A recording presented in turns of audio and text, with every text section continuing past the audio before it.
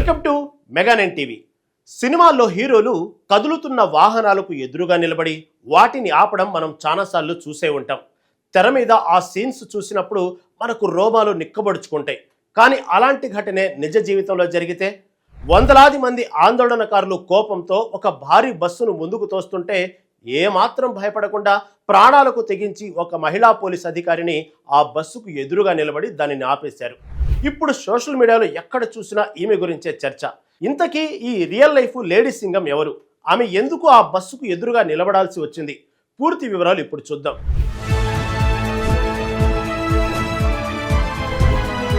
మధ్యప్రదేశ్ రాజధాని భోపాల్లో ఇటీవల రైతులు తమ డిమాండ్లను పరిష్కరించాలని కోరుతూ భారీ ఎత్తున నిరసన ప్రదర్శనలు చేపట్టారు.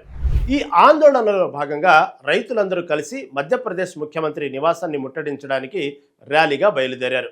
వందలాదిగా వస్తున్న రైతులను నగరంలోకి ప్రవేశించకుండా అడ్డుకోవడానికి పోలీసులు భారీ బందోబస్తు ఏర్పాటు చేశారు. రెగ్యులర్ బారికేడ్లతో పాటు అదనపు భద్రత కోసం పెద్ద పెద్ద స్కూల్ బస్సులను రోడ్లకు అడ్డంగా పెట్టి ట్రాఫిక్ను బ్లాక్ చేశారు.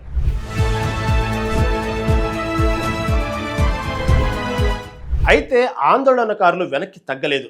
రోడ్డుకు అడ్డంగా పెట్టిన స్కూల్ బస్సులను తమ చేతులతో ముందుకు తోసుకుంటూ బారికేడ్లను తొలగించే ప్రయత్నం చేశారు. బస్సు నెమ్మదిగా ముందుకు కదులుతుంది.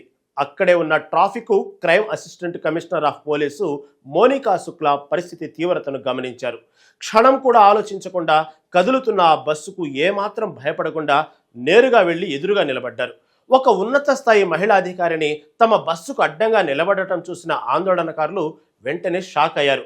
బస్సును తోయడం ఆపేసి అక్కడి నుంచి వెనక్కి తగ్గారు. మోనికా శుక్లా చేసిన ఈ సాహసోపేతమైన పనికి సంబంధించిన వీడియో ఇప్పుడు ఇంటర్నెట్ను షేక్ చేస్తుంది. నెటిజన్లు ఆమెను భోపాల్ లేడీ సింగం అంటూ ప్రశంసలతో ముంచెత్తుతున్నారు.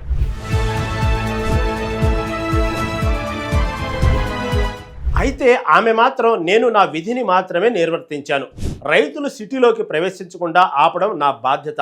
వాళ్ళు బస్సును ముందుకు తోయడం చూసిన వెంటనే సహజంగా నా లోపల ఉన్న ఇన్స్ట్రక్ట్తో బస్సుకు అడ్డంగా నిలబడ్డాను. ఆ సమయంలో నాకు ఎలాంటి భయం వేయలేదు. నేను చేయాల్సింది నేను చేశాను. ఇందులో అసాధారణమైనది ఏమీ లేదు అని చాలా సింపుల్గా సమాధానం చెప్పారు. కేవలం ధైర్యమే కాదు, ఆ లేడీ ఆఫీసర్కి ప్రజల పట్ల ఉన్న అవగాహన కూడా చాలా గొప్పది. నిరసనకారులను డీల్ చేసే విధానంపై ఆమె మాట్లాడుతూ పోలీసులు ఇలాంటి ఆందోళనల సమయంలో చాలా సంయమనం పాటించాలి.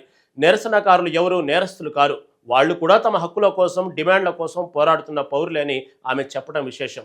అయితే ఇలాంటి ఆందోళనలో కొంతమంది సంఘ విద్రోహ శక్తులు చొరబడి శాంతి భద్రతలకు విఘాతం కలిగించే ప్రమాదం ఎప్పుడు ఉంటుందని, అప్పుడు అక్కడ నాయకులు ఎవరూ లేకపోవడం వల్ల లా అండ్ ఆర్డర్ కాపాడడమే తమ ప్రథమ కర్తవ్యంగా భావించానని ఏసీపీ మోనికా తెలిపారు.